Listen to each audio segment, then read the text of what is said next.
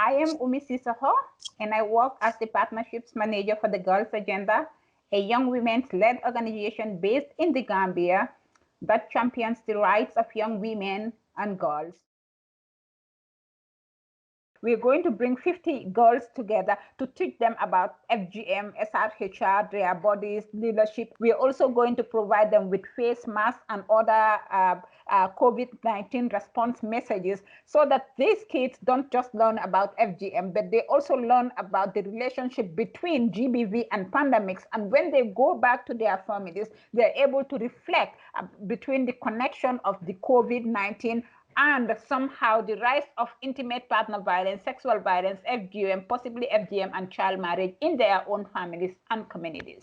We have also reached out to people informally by phone to talk to them about GBV or the rise of the potential rise of FGM, child marriage, intimate partner violence during the COVID-19 by direct calls or sending SMSs and telling people that we are available to support where we can. And if we can't do the support that they are asking for, we can always link them to bigger organizations or government agencies to carry on the needs that they are asking for.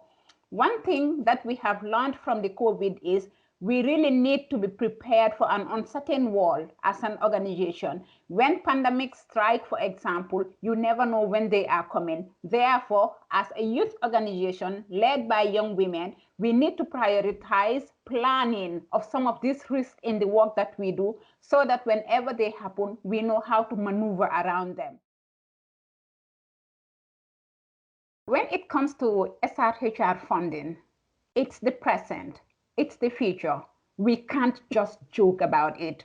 We can't just gamble around it. We can't just sit around and say, oh, we wish we are able to do this. We wish we can invest a little more on SRHR. Nope, invest on it right away, now. Any investment on development has a lot to do with investment on SRHR. If I have the ability to go to school up to university level, it has a lot to do with the respect of my sexual and reproductive health rights. Am I able to provide myself information to be able to protect myself from unwanted pregnancy? Am I able to also decide whether to have a baby or not and when to have it? Am I also able to speak up about my experience of FGM and mobilizing my community to end FGM and child marriage so that girls are not subjected to these harmful practices that affect the future that they live?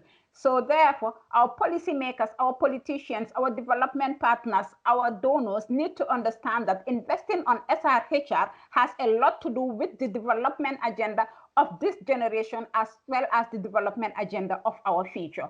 SRHR is basically the pillar, the foundation to achieve any sustainable development in any community.